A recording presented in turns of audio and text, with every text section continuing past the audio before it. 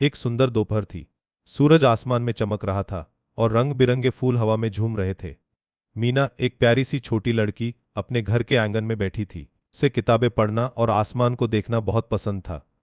अक्सर वह थोड़ी अकेली महसूस करती थी, लेकिन आसमान को देखकर उसका मन खुश हो जाता था। मीना ने अपनी नीली किताब बंद की और आसमान में देखने लगी।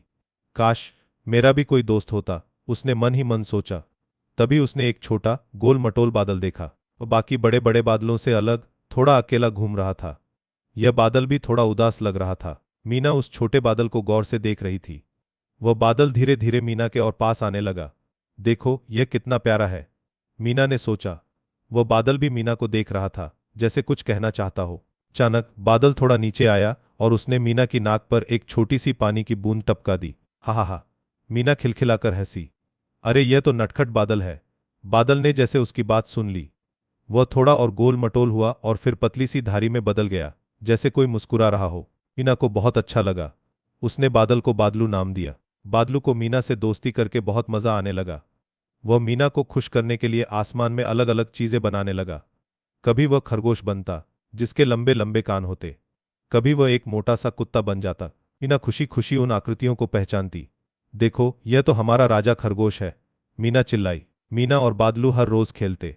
बादलू मीना के लिए नई नई आकृतियां बनाता और मीना उसे अपनी कहानियां सुनाती। भी वह अपनी किताब में पढ़ी परियों की कहानी बताता, तो कभी स्कूल में हुए मजेदार खेल के बारे में। बादलू ध्यान से सुनता और कभी कभी हल्के से झूम उठता, जैसे वो भी कहानी का हिस्सा हो। एक दिन मीना ने बादलू से कहा, तुम आसमान में क्या क्या देखते हो बादलू? बादलू ने थोड़ी देर सोचा। फिर वह एक छोटे हाथी का बच्चा बन गया और धीरे धीरे आसमान में ऊपर की ओर बढ़ने लगा। मीना समझ गई वह उसे आसमान की सैर करवा रहा है।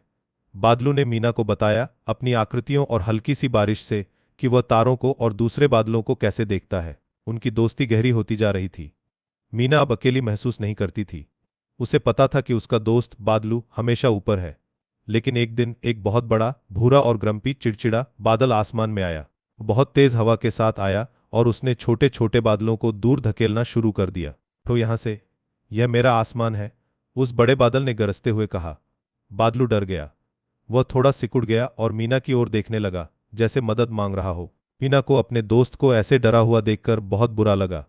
उसका दिल तेजी से धड़कने लगा। डरो मत बादलू, मीना चिल्लाई। तुम छोटे हो पर बहुत ताकतवर हो। अपनी दोस्ती की याद करो, तुम सबसे अच्छे दोस्त हो। मीना की आवाज में बहुत हिम्मत थी। बादलू ने मीना की बातें सुनी। उसने अपनी दोस्ती और मीना के विश्वास को याद किया। बादलू ने धीरे धीरे अपनी हिम्मत जुटाई।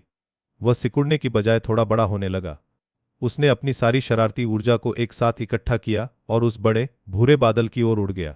उसने कोई लड़ाई नहीं की, बस उसके चारों ओर खुशी से मंडराने लगा और अपनी छोटी सी बारिश से उसे गुदगुदाने लगा। बड़ा ग्रम्पी बादल, जो हमेशा अकेला और गुस्से में रहता था, बादलू की इस मस्ती से हैरान हो गया। उसे हंसी आ गई। हा हा हा, वह पहली बार हंसा। उसकी कठोरता धीरे धीरे कम होने लगी और उसका भूरा रंग थोड़ा हल्का हो गया। उसने महसूस किया कि अकेले रहने से ज्यादा मजेदार दोस्तों के साथ खेलना है। अब बड़ा बादल भी बादलू और मीना का दोस्त बन गया। उन्होंने आसमान में मिलकर आकार बनाना शुरू किया।